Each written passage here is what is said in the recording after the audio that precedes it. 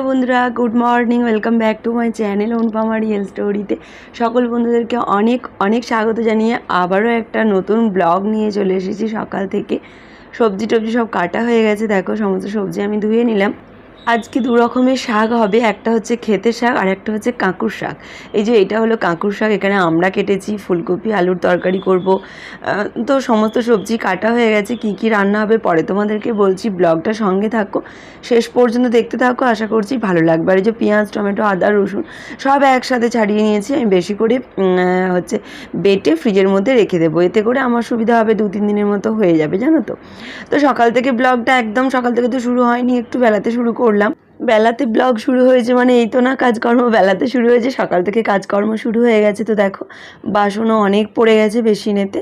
তো সকালে যা যা চাটা খাওয়া হয়েছে সেই সমস্ত বাসনগুলো তিন্নি শিয়া খেয়েছে, আমি খেয়েছি, আমার শাশুড়িমা খেয়েছে, শিয়ার গানের শেয়ার এসেছিলো খেয়েছে।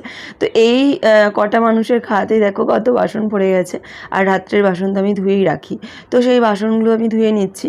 আর বাসনগুলো ফেলে হয়তো রাখতাম, কারণ কাকিমা এসে এগুলো ধোই, কিন্তু আজকে কাকিমার একটা অনুষ্ঠান বাড়ি পড়েছে, তাই আগের দিন বলে গেছে যে আজকে কাকিমা আসতে পারবে না। তো অনুষ্ঠান বাড়িতে কাজ করতে গেলে সেই দিন কাকিমা আসে না, ওই জন্য আমাকে আজকে সমস্ত কাজ করতে হবে, মানে বাড়ির যে এক্সট্রা কাজগুলো যেগুলো কাকিমা আমাকে করে দেয় সেই কাজগুলো আমাকে করতে হবে। ওই জন্য আমি যতটা পারছি তাড়াহুড়ো করে কাজগুলো শেষ করে নিচ্ছি। যাই হোক, তোমরা আমার সঙ্গে থাকো, পুরো ব্লগটা কন্টিনিউ করতে থাকো, আশা করছি ভালো লাগবে। তার সাথে আজকে আমার বাড়িতে একটা নতুন জিনিস আসছে, সেটাও তোমাদের সাথে শেয়ার করব। ব্লগটা কিন্তু শেষ পর্যন্ত দেখতে হবে। আর আমার বাড়িতে নতুন জিনিস আসছে মানে শুধু আমার একার আনন্দের কথা বা আনন্দ করব আমি একা, তা তো না, তোমাদের সাথে শেয়ার করব, তবে তো আমার মনে আনন্দটা আসবে বলো। তোমাদের সাথে শেয়ার না করলে কেমন একটু স্বার্থপর লাগে নিজেকে, জানো তো, কারণ শেয়ার করা অভ্যাস হয়ে গেছে, অনেক বছরই তো হয়ে গেল তোমাদের সাথে সব কিছু শেয়ার করছি। তো দেখো গল্প করতে করতে আমি হচ্ছে যে পুরো ঘর দোয়ার সব মুছে নিয়ে স্নান টান করে নিলাম। ঘর দুয়ার ঝাঁট দেওয়া থেকে শুরু করে মোছা পর্যন্ত যতক্ষণ কাজ করেছি ততক্ষণ তিন্নি আমার পায়ে পায়ে ঘুরেছে।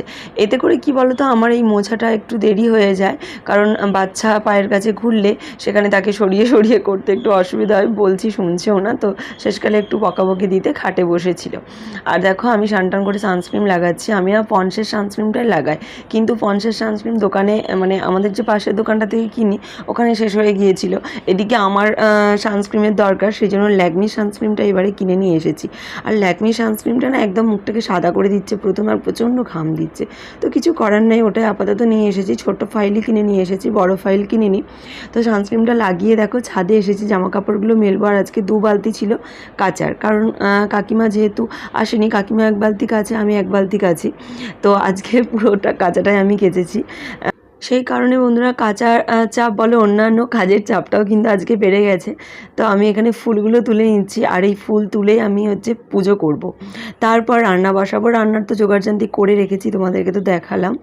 আর এইটা কিন্তু সেই আগের দিনের ব্লগটারই অর্ধেকটা, যেহেতু আমি ব্লগটা পুরোটা তোমাদেরকে 10 মিনিটের মধ্যে দেখাতে পারিনি, তাই মানে সেকেন্ড পার্ট হিসাবে আবারও নিয়ে এসেছি।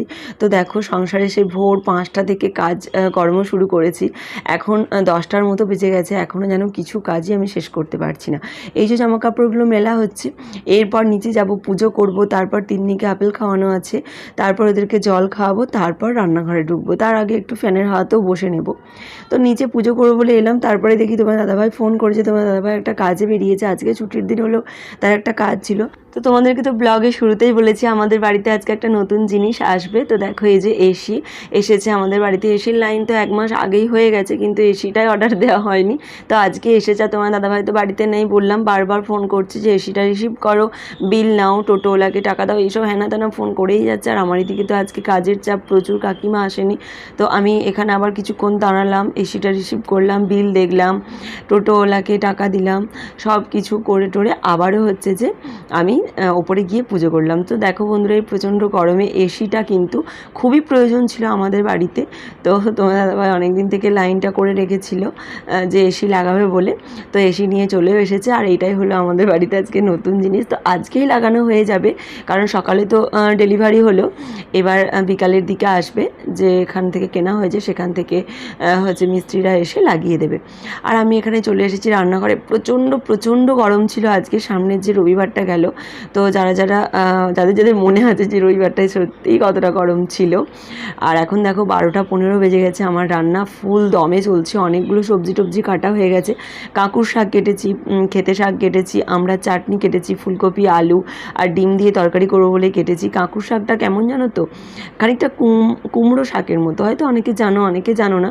তো কাঁকুর হচ্ছে কেমন বলো তো, কাঁকুর হচ্ছে শসার মতো খেতে, আর কাঁকুরের যে পাতাগুলো মানে ডালপালাগুলো হচ্ছে কাঁকুর শাক, সেইটা অনেকটা কুমড়ো শাকের মতো খেতে। তো এই যে কাঁকুর শাকটা রান্না করছি, আলু গাজর বেগুন এই সমস্ত কিছু দিয়েই হচ্ছে কাঁকুর শাক দিয়ে রান্নাটা করছি। এইটা প্রথমে যেমন কুমড়ো শাক রান্না করে না ওরকম করে রান্না করলেই হয়ে যায়। তারপরে দেখো এই যে ডিমগুলো আগের ব্লগে তোমরা দেখেছিলে ডিমগুলো সেদ্ধ করতে দিলাম, আর পরের ব্লগে দেখছো সেগুলো ডিমগুলো সেদ্ধ হয়েছে, আমি এখন তুলে নিচ্ছি। তো এই 3টে ডিমই ছিল আজকে। তোমার দাদাভাই তো সকাল থেকে কাজে বেরিয়ে গেছে, তাকে আর বলাও হয়নি যে আর একটা ডিম কম আছে। তো 3টে ডিমকেই আমি হচ্ছে যে করে নিচ্ছি। আর গরমে ভালোও লাগছে না বেশি, শিয়াকে বলবো যে এই রোদে গরমে পাশের দোকান থেকে এনে দিলে হয়তো এনে দিত। তো ওই 3টে ডিমে করে নিয়েছি। আর মাছ ছিল একটা, মায়ের জন্য মাছ ভেজে দিয়েছি। তো এখানে রান্না দেখো অনেকটা কমপ্লিট করে নিলাম। আর রান্না করতে তো বেশ সময় লাগে, আর রান্নার জোগাড় থাকলে তবুও অনেকটা কম সময় লাগে, মোটামুটি 1-1.5 ঘন্টা লাগে না, 1 ঘন্টা 10-15 মিনিটের মধ্যে অনেকগুলো রান্না করা যায়। কিন্তু এই গরমেতে 1 ঘন্টা রান্নাঘরে থাকাটাও কিন্তু সত্যিই খুব ক্রিটিক্যাল ব্যাপার। যাই হোক, একটা সুবিধা তো শেষ পর্যন্ত হলো, যেটা হচ্ছে এত গরমে রান্নাঘর থেকে বেরিয়ে যদি 2 মিনিটের জন্য এসির মধ্যে ঢুকে বসি, শরীরটা একটু ঠান্ডা হলে বা একটু ঠান্ডা বাতাস পেলে শরীরটা একটু তৃপ্তি পাবে। তো বেশ ভালোও লাগছে জানো তো যে এসি এসেছে, আমি আবার বেশি ঠান্ডা সহ্যও করতে পারি না। এসি তো লাগানো হয়ে গেছে, আমি ভয়েসটা দিচ্ছি 4-5 দিন পর। তো বিশ্বাস করো বন্ধুরা, আমি এসির মধ্যে টানা 1 ঘন্টা থাকতেই পারছি না, প্রচণ্ড কষ্ট হচ্ছে আমার, কারণ অভ্যাস তো নেই, একদমই নেই। তার সাথে আমার তো ঠান্ডা লাগার একটু ধাত আছে, ভয়ও লাগছে। তো যাই হোক, অনেকটা কিন্তু সুবিধাও হয়েছে। প্রচণ্ড গরমেই দেখো না আমি রান্না করছি, একদম ঘেমে স্নান করে গেছি, পুরো ঘেমে স্নান করে গেছি। নাইটিটা যে চেঞ্জ করবো, আবারও তো একটা নাইটি ভিজে যাবে, তো ওই জন্য আর চেঞ্জ করছি না, কারণ রান্না প্রায় আমার শেষের দিকেই চলে এসেছে। আর রান্নাটা শেষ করে নিয়ে একবারে নাইটি টাইটি চেঞ্জ করে তারপরে ওদের 2 বোনকে খেতে দেবো। ওদের 2 জনের খাওয়া হয়ে গেলে তারপরে আমরা সবাই খাবার। এই জন্য মা তো ডিম খায় না, ওই জন্য মায়ের জন্য আলাদা করে ফুলকপি আলুর ঝোল তুলে রেখেছি।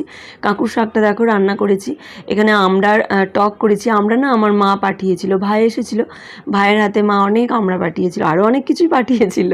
তো সবই তো খাওয়া হয়ে গেছে, যেগুলো চোখের সামনে আসছে সেগুলোই তোমাদেরকে দেখাচ্ছি।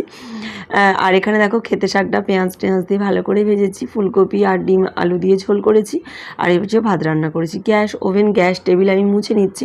আর রান্নাঘরের কাজকর্ম শেষ করার পর যতক্ষণ না গ্যাস টেবিল মোছা হবে, রান্নাঘরের যা আমার কৌটো পাতি আছে সেগুলো যতক্ষণ আমি গোছগাছ করে রাখতে পারবো, ততক্ষণ যেন মনেই হয় না যে আমার রান্নাঘরের কাজ কমপ্লিট হয়েছে। আর এই বদ অভ্যাসই বলো আর ভালো অভ্যাসই বলো, এই অভ্যাসটা কিন্তু খুবই ভালো। রান্নাঘর অগোছালো করে রেখে দিয়ে রান্না কমপ্লিট করার থেকে আমার মনে হয় রান্না কমপ্লিট করার পর রান্নাঘর টিপটপ করে গোছগাছ করে ফেলাটাই ভালো। এইটাতে কিন্তু নিজের মনটাও যেমন শান্তি হয় অনেকটা, তার সাথে কাজটাও এগিয়ে থাকে, আর রান্নাঘরটা দেখতেও কিন্তু পরিষ্কার পরিচ্ছন্ন লাগে। যখন তুমি পরে আবার রান্নাঘরে এসে ঢুকবে, দেখবে তোমার মনটা ভালো লাগবে। এখানে দেখো সমস্ত তরকারিপাতি ঢাকা দিয়ে রেখেছিলাম, তারপর কিছুক্ষণ ফ্যানের হাওয়ায় বসেছি, নাইটি চেঞ্জ করেছি, তারপর 2 বোনকে খেতে দিয়ে দিয়েছি। আর আজকে কী রান্না করেছি তোমাদেরকে তো আমি আগেই বলে দিয়েছি। তারপরে আম নিয়ে এসেছিলো, আমগুলো দেখো টুকরো টুকরো করে কেটে দিয়েছি। একটা আম ওদের 2 বোনকে কেটে দিয়েছি, তো একটা আমি ওরা এখন খাবে, আবার বিকালবেলা আম খাবে। তারপরে দুপুরবেলা খাওয়া দাওয়ার পর 2 বোনকে নিয়ে একটু শুয়েছিলাম। তারপরে দেখি ভীষণ জোরে জোরে আওয়াজ হচ্ছে, তো বাইরে বেরিয়ে এসে দেখি এই যে এসিটা খুলছে। আর এসিটা আমাদের হচ্ছে 1.5 কুইন্টালের এসি কিনেছিল। আর এই রুমটাতেই লাগানো হবে এসিটা।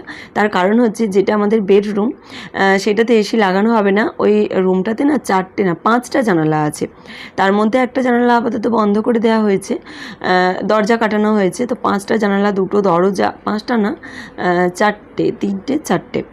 3টে জানালা 2টো দরজা, মানে মোট 5টা খোলা জায়গা আছে। তো সেখানে এসি লাগালে মানে ঘর ঠান্ডা হওয়ার থেকে গরম বেশি হয়ে যাবে।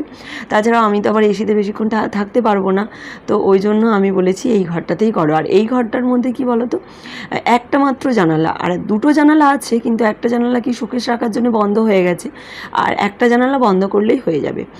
তেমন হাওয়া বাতাসও এই রুমটাতে মানে বেশি ঢোকে না, ওই জন্য এই রুমটাতেই লাগাবে।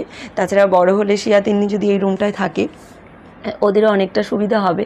আর আমি তো এসিতে বেশিক্ষণ থাকতে পারি না, ওই জন্য আর লাগাতে দিচ্ছি না ওই রুমটাতে, এই রুমটাতেই লাগাচ্ছি। তো দেখো ওইদিকে দেয়ালটাতে লাগাচ্ছে। আর বললাম না বিকালবেলা ওদের মানে যেখান থেকে কেনা হয়েছে এসিটা সেখান থেকে 2জন মিস্ত্রিকে পাঠিয়েছে। তো 2জন মিস্ত্রি দেখো কাজ করছে। আর আজকে তো বললাম প্রচণ্ড গরম ছিল, দুজনে ঘেমে একদম স্নান করে যাচ্ছে। তো আমি দুজনকে 2 গ্লাস শরবত দিলাম, ফ্রিজের ঠান্ডা জল দিয়ে শরবত গুলে দিয়েছিলাম। আর তিন্নি তো ঘুমাচ্ছিল, এই যে উঠে পড়েছে, উঠে দেখো এসিটা যে ছিল খাপটার মধ্যে এসে বসে আছে মনমরা হয়ে। তো ঘুম থেকে তো উঠেছে, ওই জন্য আরাম করে বসে আছে। আর এখানে দেখো ঘরের ভিতরে যে এসিটা লাগানো হয়ে গেল, দেখো বন্ধুরা দেখতে কত ভালো লাগছে বলো। তোমাদের ভালো লাগছে তো কমেন্ট করে কিন্তু অবশ্যই জানিও। আর আমার বাড়িতে, বাপের বাড়িতে বলো শ্বশুর বাড়িতেই বলো, জীবনের ফার্স্ট বাড়ির মধ্যে এসি বসছে, তো মনে তো আনন্দ হবেই বলো। তাছাড়া বন্ধুরা জানো তো এসিটা না খুব প্রয়োজনও ছিল। আর এই যে এই অংশটা নিয়ে এলো, এটা হচ্ছে ছাদে লাগানোর জন্য এনেছে। তো ছাদেও একবার এলাম। আর আজকে তো প্রচণ্ড গরম ছিল, মানে বলা যাবে না এতটা গরম ছিল। তো ছাদে দেখো ভিতরের দিকে লাগালো, যেহেতু আমাদের ছাদটা অনেকটাই বড়, আর বাইরের দিকে লাগালে যদি কোনো রিস্ক থাকে ওই জন্য ভিতরের দিকে লাগিয়েছে। আর দেখো তারপরে তোমার দাদাভাই মিষ্টি নিয়ে এসেছিলো, জল দিলাম ওদেরকে, কারণ এসিটা লাগানো কমপ্লিট হয়ে গেছে। আর সত্যি কথা বলতে বন্ধুরা এসি কিন্তু এখন সত্যিই প্রয়োজন, বিশেষ করে যারা দোতলায় থাকে তারা তো অনুভব করতেই পারবে দোতলাতে কতটা গরম। আর বাচ্চার বাড়িতে তো বলার নেই, শিয়াদিনী তো সব সময় ঘেমেই থাকে। আমাকে ঘাম দেয় ঠিক কথা, কিন্তু কি বলতো আমি সহ্য করতে পারি। মোট কথা গরম সহ্য করাটা অভ্যাস আছে। আর রইল পরে তোমার দাদাভাই সারাদিন তো এসিতেই থাকে। আর ছুটির দিনগুলো সে একেবারে কি বলবো দম আটকে যায় তার। ছুটির দিন তো আর বাড়িতে এসি পায় না, তো সেই জন্য তার ভীষণই কষ্ট হয়, আর সেই জন্যই লাগানো। তো দেখো সব বাচ্চারা তোমরা দেখলে খাটের ওপর লাফাচ্ছিল। আর এসি কিন্তু অন করে দিয়েছে, বলে গেছে আজকে সারা রাত্রি এসিটা অন করেই রাখতে। এইবারে দেখো আমি সব পরিষ্কার করছি, প্রচুর নোংরা হয়ে গিয়েছিল, যেহেতু ডিল করেছে দেওয়ালে সেই কারণে বিছানাপত্র মানে প্রচুর, যদিও আমি শতরঞ্জি একটা চাপা দিয়েছিলাম বিছানাতে, তারপরেও প্রচণ্ড ইঁটের গুঁড়ো পড়েছে ডিল করার জন্য। আর এই সব নোংরাধুলো পরিষ্কার তোমার দাদাভাই করবে না, কারণ তার গোড়া রং কালো হয়ে যাবে। তো যাই হোক সে এসব বেশি পছন্দ করে না, আমি পরিষ্কার করে নিচ্ছি তো সেই ভিডিওটা করে দিচ্ছে, তোমরা বুঝতেই পারছো ভিডিওটা সে করে দিচ্ছে। নোংরা পরিষ্কার তো দূরে থাক, সে যে ভিডিওটা করে দিচ্ছে সেটাই অনেক, কারণ গরমের মধ্যে সে একদম হাঁসফাঁস করছে। আর আমাকে বারবার বলছে অনুপমা তুমি তাড়াতাড়ি বিছানার চাদরটা চেঞ্জ করে ঘরটা পরিষ্কার করে দাও, আমি একটু ঠান্ডা হাওয়াতে বসি। কারণ সত্যি কথা আজকে প্রচণ্ডই গরমই ছিল, তো বাড়ির বউদেরকে বেশি গরম লাগে না জানো তো। যাই হোক আজকের ব্লগটা সকাল থেকে শুরু করেছিলাম, ভালো লাগলে লাইক করে দিও। আর আজকের মতো টাটা, গুড নাইট।